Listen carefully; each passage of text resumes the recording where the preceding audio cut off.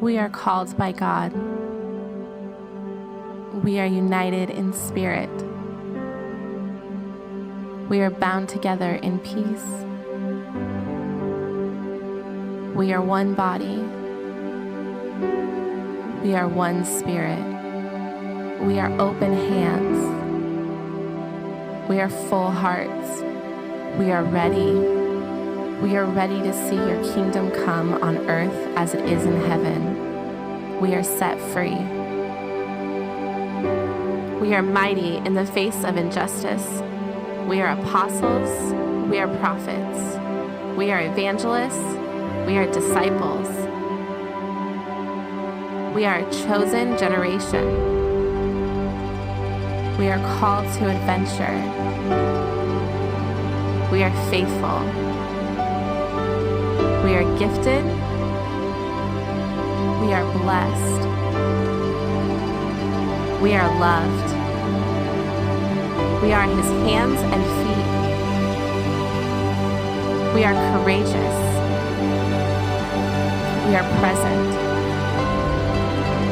We have authority. We are created for great things.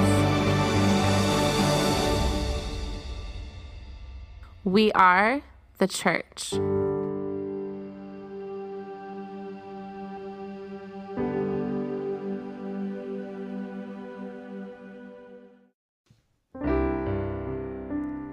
Lord, I come, I confess, bowing here, I find my rest. Without you, I fall apart. You're the one who guides my heart. Lord, I need you. Oh, I need you. Every hour I need you. My one defense, my righteousness. Oh God, how I need you. Where sin runs deep, your grace is more. Where grace is found is where you are. Where you are, Lord, I am free. Holiness is Christ in me. Lord, I need you. Oh, I need you. Every hour I need you. My one defense, my righteousness. Oh God, how I need you. Oh God, how I need you.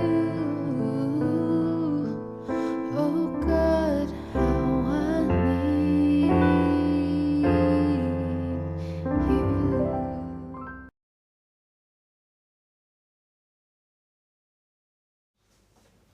Hallelujah. Yes, Lord, we need you every moment of our lives. Amen. Our life was given for a purpose, so use it to glorify and magnify the Lord. Amen. Hallelujah. Welcome, dearly beloved family, to JF and all to all the beautiful people of God, to all valued and loved listeners and subscribers all around the world. We welcome you and we thank you and we appreciate you. We'd like you to know that we are so thankful for your endless support and your faith in this ministry of the Lord Savior Jesus Christ. God bless you all the more as you come and listen to us Sunday upon Sunday, and may you prosper in everything that you do. Amen. And as you glorify, as you worship and magnify the Lord righteously. Amen. So as we come to our blessed service, let's pray. Hallelujah. Ever dearest Father, we honor you, we adore you, we worship you, Lord.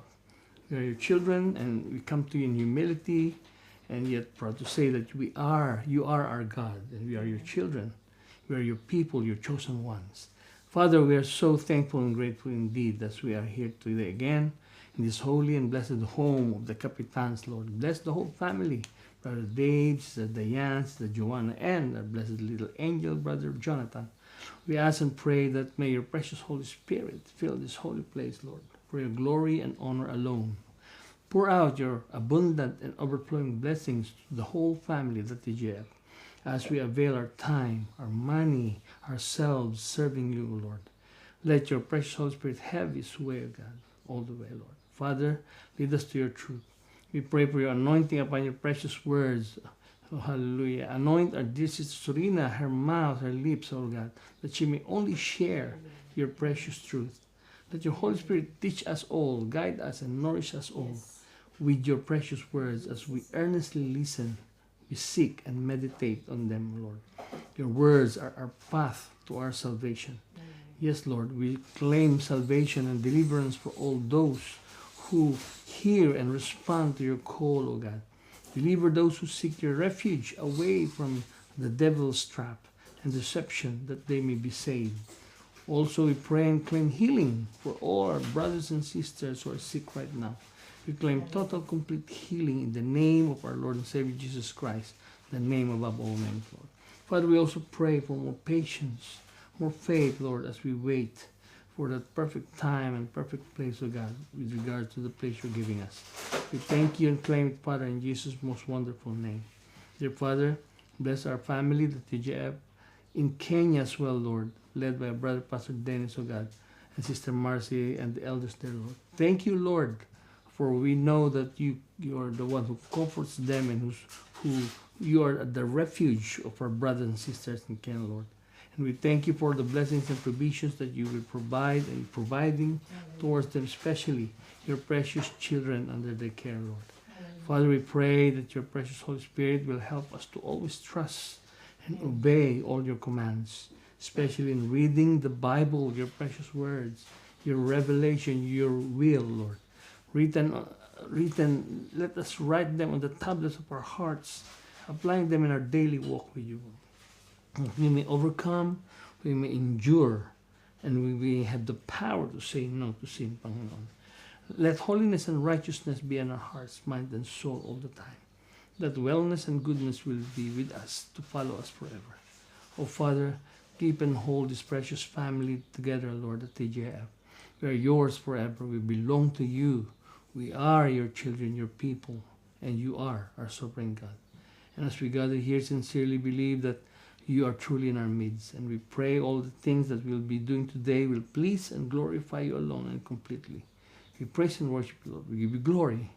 Thank you, dear Father, for your precious Holy Spirit and your most beloved Son, our Lord and Savior, Jesus Christ, to whom we ask and pray all these things, O God, in his beautiful, awesome, powerful name, and with the children of God shout, Amen. Praise the Lord. Hallelujah. So let's welcome the tandem of father and son, Brother RJ and Sister Yana, to lead us in prayer.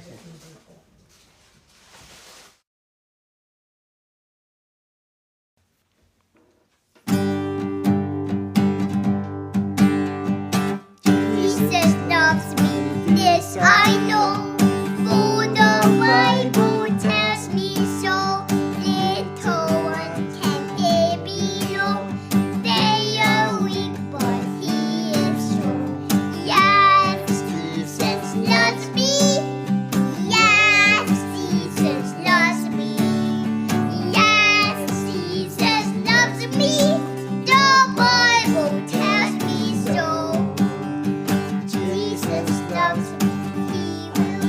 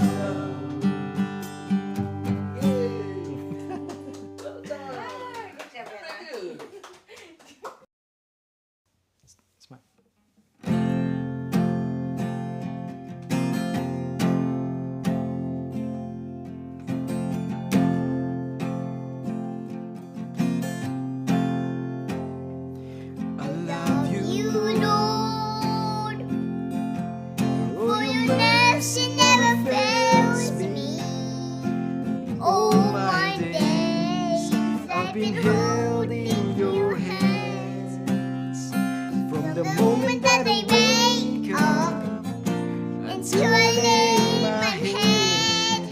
Oh, I will sing on the goodness of God. all my life.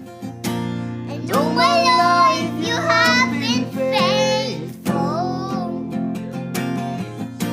And all my life you have been so, so good.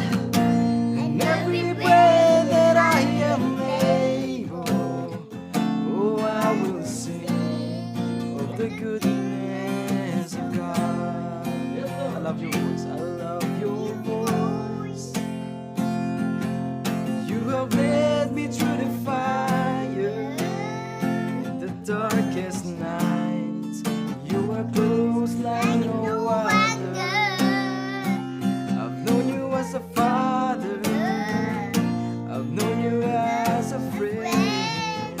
Oh, I will sing of the goodness of God. And all my life you have been faithful. And all my life you have been so, so good. With every breath that I am able, oh, I will sing of of the goodness of God.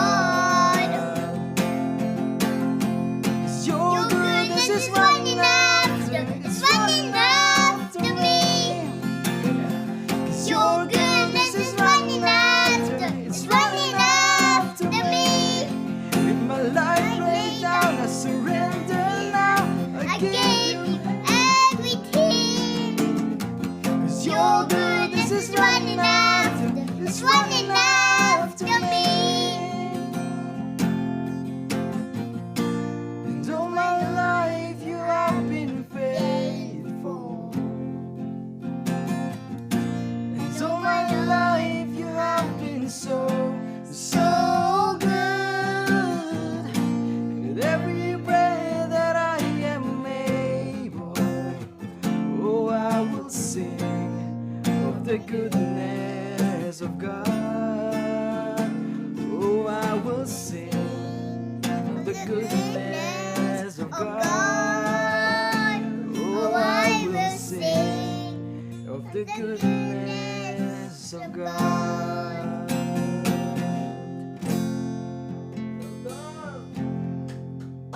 Bye, bye, bye. Good job, Anna. You are so good. Amen.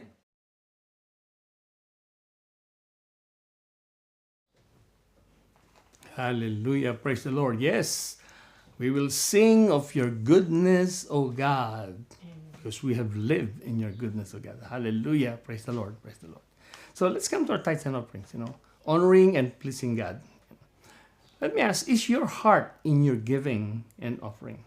Matthew 6:21 said, "For where your treasure is, there your heart will be also." What is the purpose of your offering? Do you worship and honor God with what you possess or what you give? Do you please God with your tithing and giving?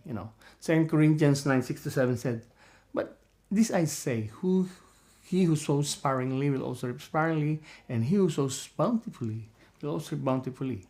So let each one give as he purposes in his heart, not grudgingly or of necessity, for God loves a cheerful giver."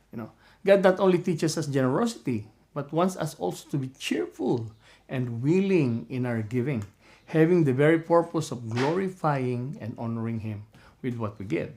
Many Christians give with a heavy heart, especially when caught up in financial difficulties.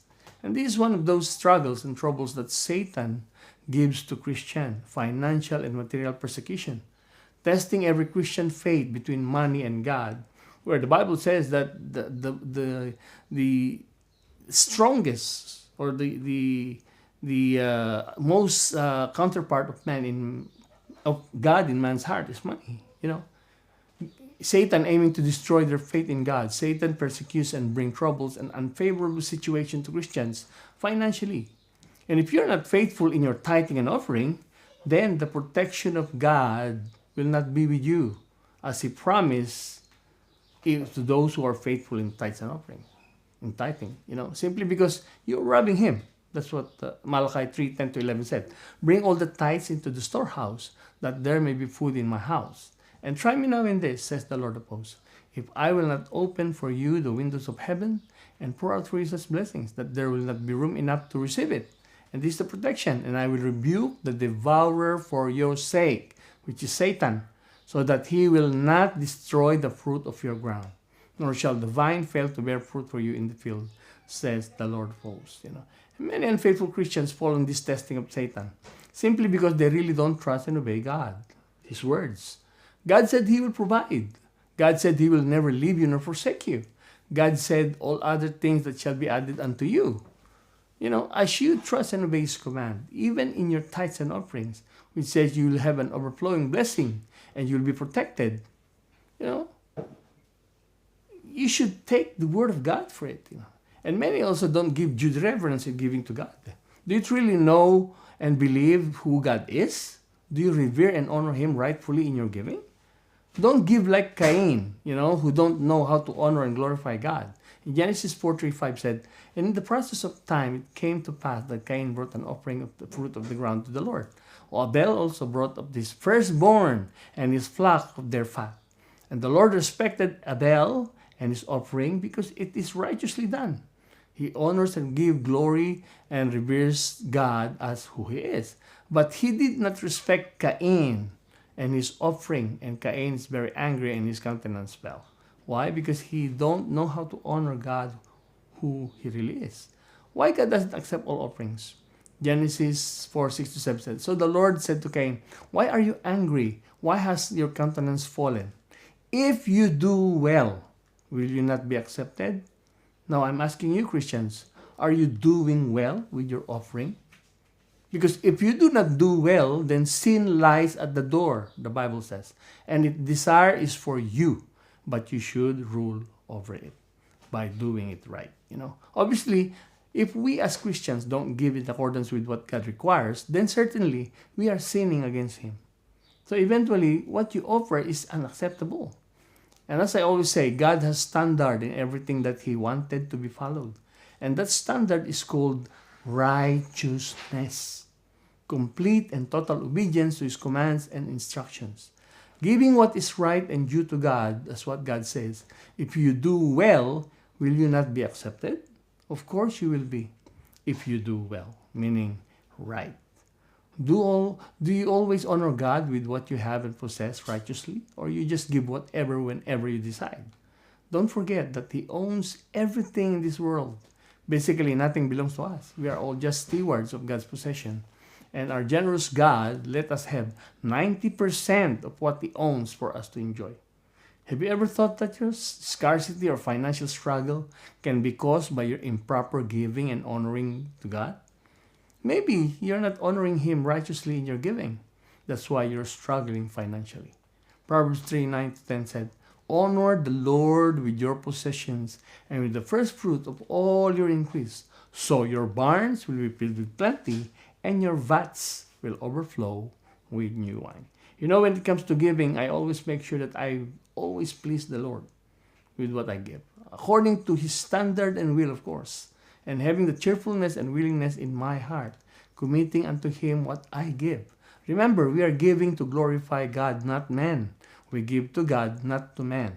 1 Corinthians 10:31 said, therefore, whether you eat or drink or whatever you do, do all to the glory of God. Righteousness is what pleases God. If you want to be truly blessed by God, always do what is right, especially in everything that we offer to Him. God has standards again. Do well in your giving and offering, and you will certainly see and receive God's acceptance and blessing. 2 Corinthians 9:8 said, and God is able to make all grace abound toward you, that you always having all sufficiency in all things may have an abundance for every good work. Be generous in your giving, having the willing and cheerful heart, glorifying and honoring and pleasing God. God bless you all the more as you righteously honor and revere Him, giving glory to His most precious name. Jesus. Hallelujah. Amen. Let's pray. Father, thank you. Thank you so much for all the blessings, for all the provisions, oh God, that you continuously give us, overflowing, oh God, and especially the protection against the devil, the wicked Satan, Lord.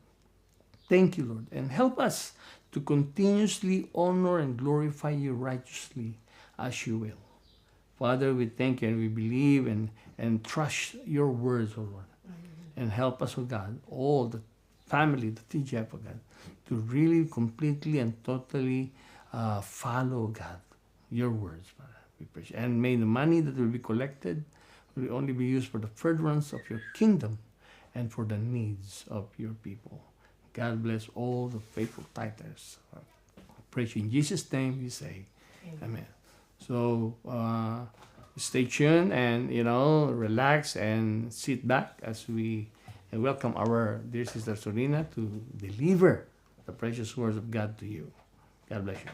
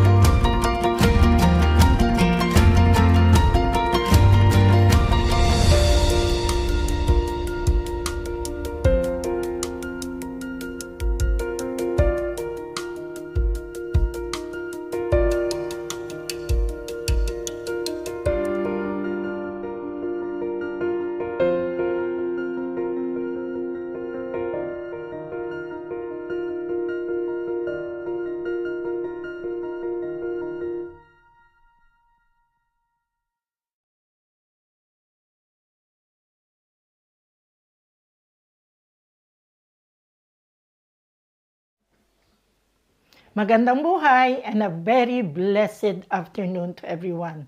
God is good and greatly to be praised. How are we, everyone? How is life treating us? Once again, thank you for your never-ending support for this ministry. Surely God will reward you. For our online subscribers and listeners, thank you for tuning with us Sunday after Sunday. We truly appreciate you, your support, and God will surely bless you. And for this, and if this is your first time in our channel, please subscribe, hit that notification button so you won't miss the awesome and inspiring Word of God. It will cost you nothing, but will surely help us to improve our content to deliver you the awesome and powerful Word of God that will encourage us to stand firm in our faith, that will bring glory to God. Amen? So for today's message, I titled it, Jesus in Our Boat. Before we begin, allow me to say a prayer and ask the Holy Spirit to come and teach us today. Father, thank you for your word today. Father, in our shortcoming, forgive us. Forgive our iniquity. Father God, Lord, that we might continue to serve you in every aspect in our lives. Father, draw us close to you. May we hear your word daily. Your word that will give us strength to say no to sin. In the name of Jesus. Father God, Lord, we glorify and magnify you. Teach us today. Holy Spirit, open our eyes, our understanding, our ears to hear your word today. In Jesus' name. Amen. Amen. So I title the message today, Jesus in Your Boat. Being a Christian are mixed with blessing and challenges. But I assure you that accepting Jesus as your Lord and Savior is your greatest blessing of all. Remember, Jesus is the one that loves us the most. Fellow believers, brothers and sisters in Christ, have you ever found yourself in the midst of life's storm, feeling overwhelmed and helpless? Today, let us explore the comforting truth that even in the storm of life, Jesus is present with us. In the narrative from Matthew 8, we witness Jesus calming the storm while he was in the boat with his disciples. Let us uncover the profound lesson this story holds for us today and few other Bible verses that will strengthen our faith in God. So our first verse for today is Matthew 8, 23-27. Now that when he got into a boat, his disciples followed him, and suddenly a great tempest arose on the boat, so that the boat was covered with the waves, but he was asleep.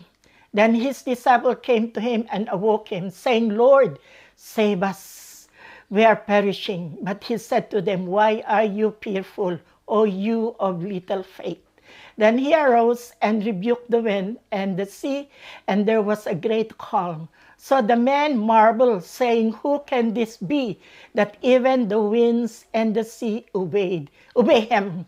We see in this scenario that even when Jesus in the boat, the disciples encounter a first storm. This reminds us that as believers, we're not exempt from facing trials and challenges in life. Despite the storm raging around them, Jesus found rest in the boat.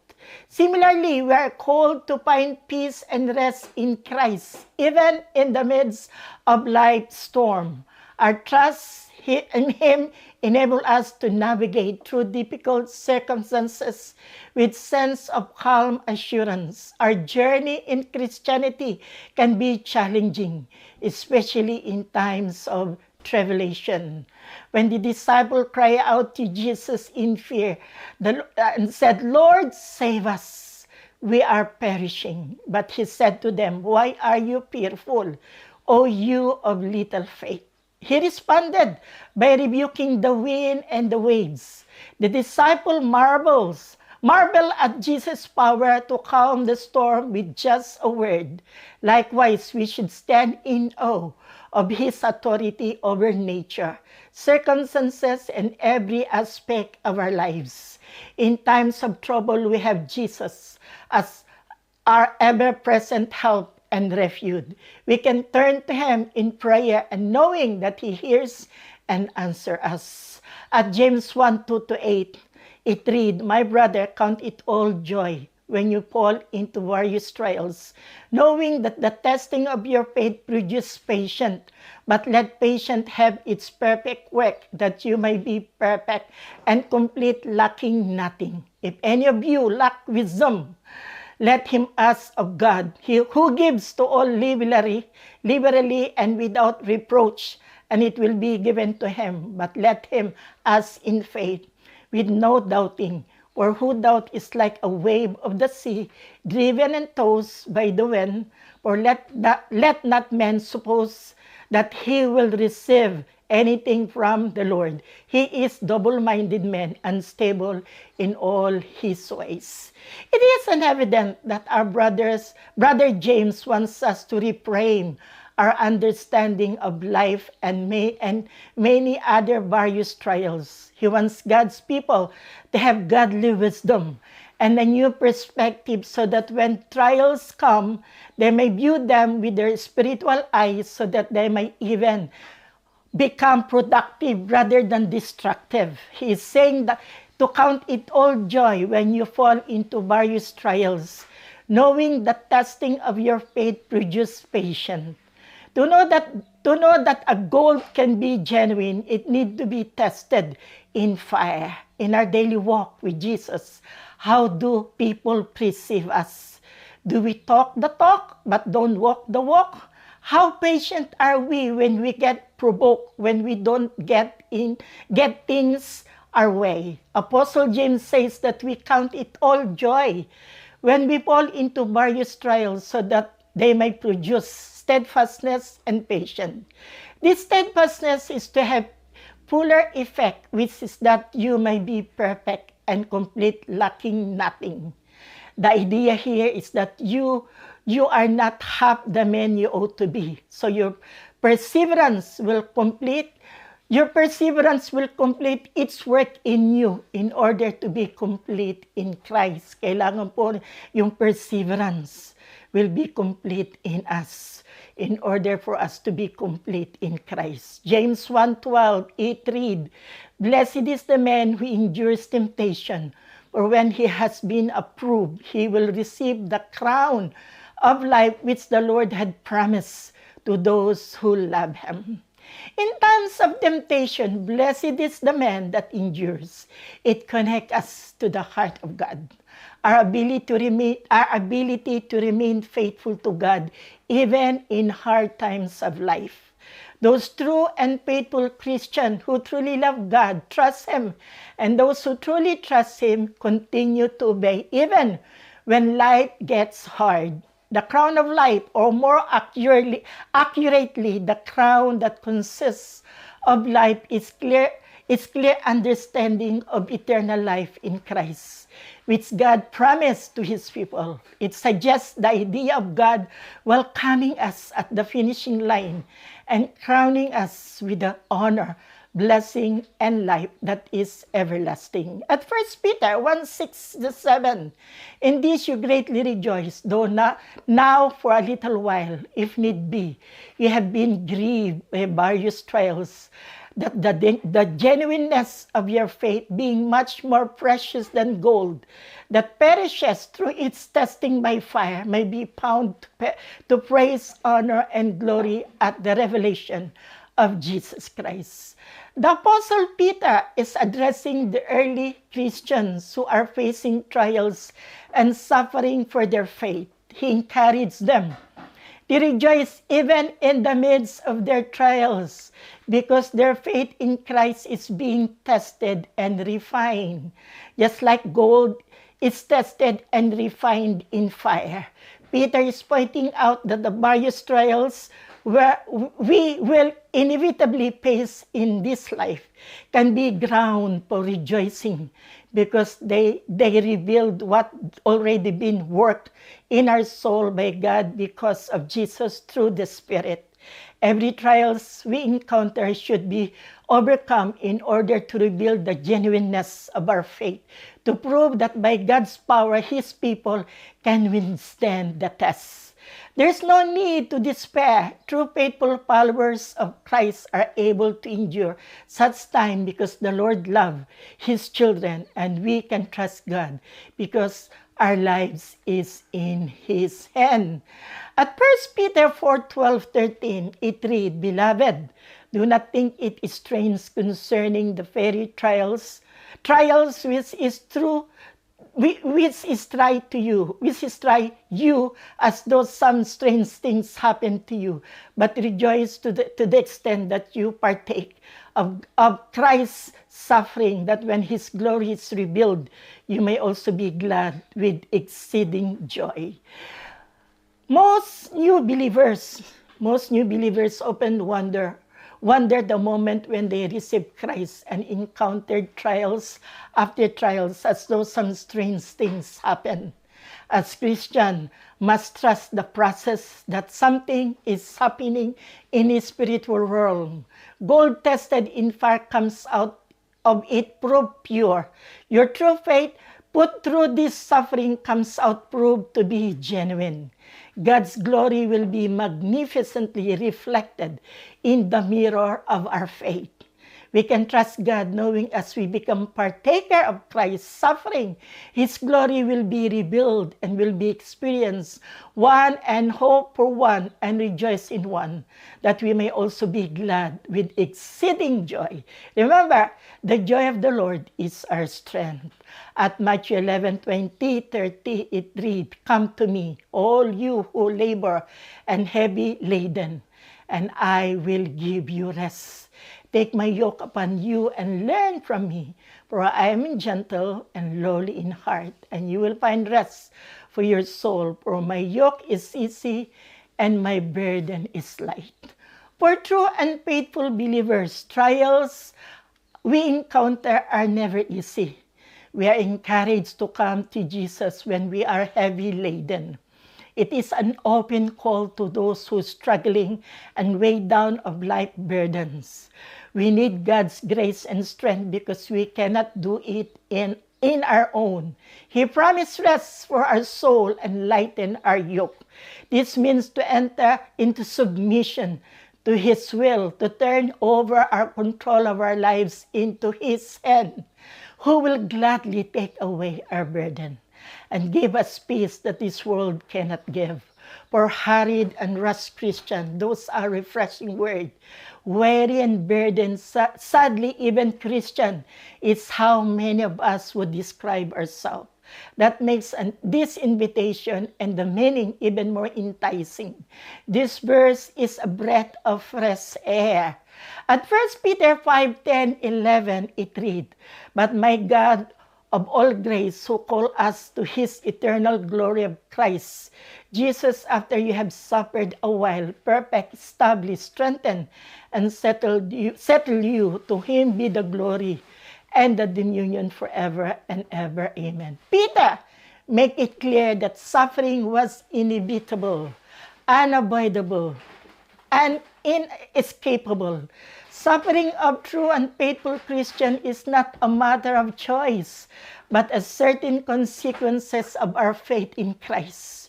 Jesus entered into this world as a suffering servant of God. It has been prophesied that He would be despised and rejected, wounded, ill-treated, and beaten, unjustly tried, and cruelly crucified. Peter reminded us that when we suffer for Christ, we share in His suffering. We identify with Him, just as He identified with us. Another promise of God that we can rely on, because eternal communion belongs to the God of all grace. Therefore, we should have absolute confidence that the apostolic message concerning Christ is the true grace of God. After we had followed Christ in His suffering for a little while, we will share in His glory. At 1 Corinthians 10:13, it reads, "No temptation has overtaken you except such is common to men. But God is faithful, who will not allow you to be tempted beyond what you are able. But with the temptation will also make the way of escape, that you may be able to bear it." God's promise that we can resist the temptation by the power of His Holy Spirit in us. Add to this promise that God will always make a way of escape out of whatever temptation stand before us. If we look for a way to say no to whatever sin compels us, God promised we will find it. No test or temptation that comes our way is beyond the course of what others have had to face. All you need to remember is that God will never let you down. He will never let you be pushed past your limit. Always be there to help you come through it. God promised to keep our lives free from difficulties and danger if we keep His commandment. He promised that He will be there, that you'll be able to endure it.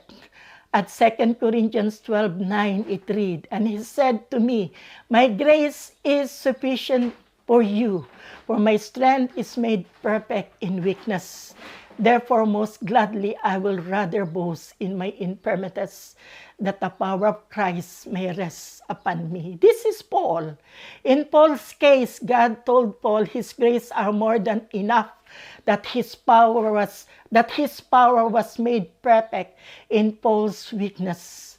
Paul declares once again that he will boast in his weakness and be content in his suffering, because when he is weak, only clearly prove that Christ is powerful. For that reason, he said, most gladly I will rather boast in my infirmities, that the power of Christ may rest upon me. At Proverbs 3:5-6, trust in the Lord with all your heart, and lean not on your own understanding. In all your ways acknowledge him, and he shall direct your path. Trusting in the Lord is a matter of strong faith. Avoid over-analyzing every challenges we face every day. Learn to give it to the Lord and lean not in our own understanding. This is so foundational faith to realize that our understanding is not complete, that our understanding is not always accurate. The Bible clearly declared we live by faith, not by sight. God help us to not live based on our understanding, but to live based on faith and trust in Him, and to acknowledge Him in all our ways. It is clear message of complete, genuine faith. The message that God has the situation handled. He is in control and knows what is best for our lives. At Psalm 34:17-18, the righteous cry out, and the Lord hear, and deliver them out of all their troubles. The Lord is near to those who have broken heart, and saves such as have a contrite spirit. God watches over the righteous and answers their cry for help. He delivers the righteous from their trouble and draw near to them. He protects the righteous and redeems them.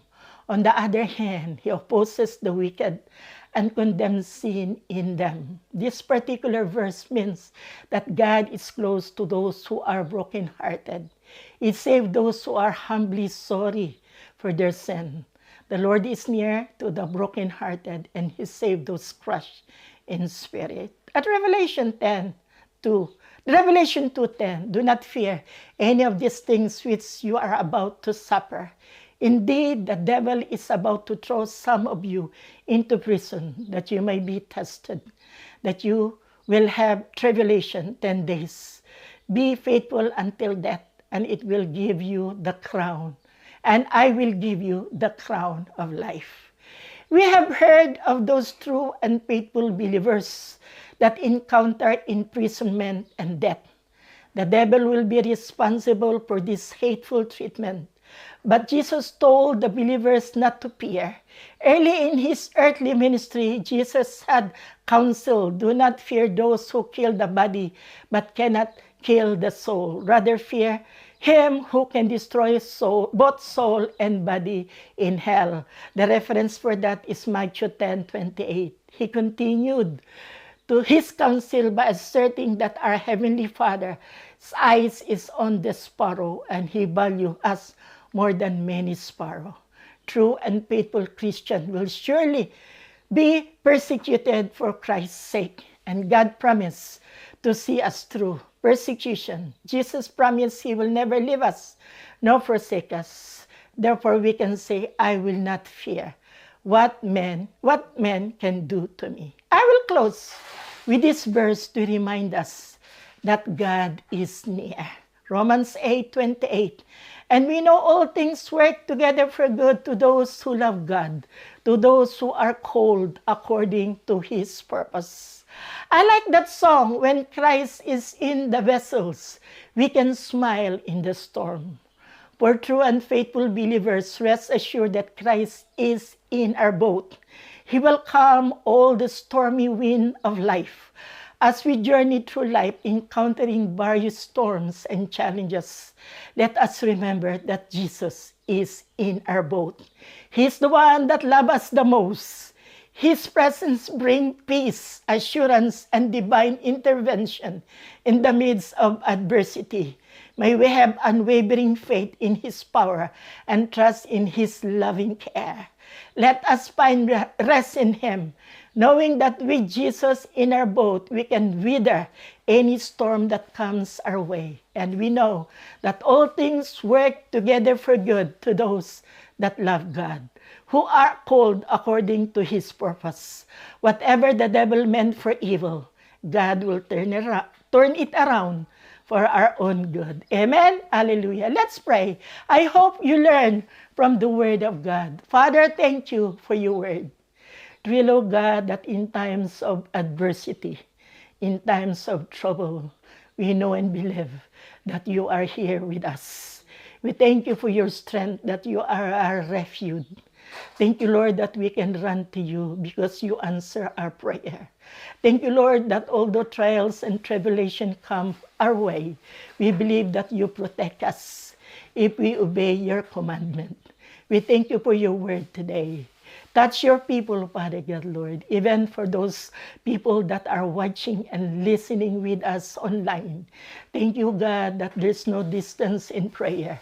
Thank you, God, that you can reach out to them. Thank you, Lord, that as we stand together, Father God, Lord, exalting your name, Father God, Lord, you will draw us near to you. Father God, Lord, we glorify and magnify you. We give you praise. In Jesus' name, amen, amen. Thank you for listening. I hope we see you next week. God bless everyone. Amen.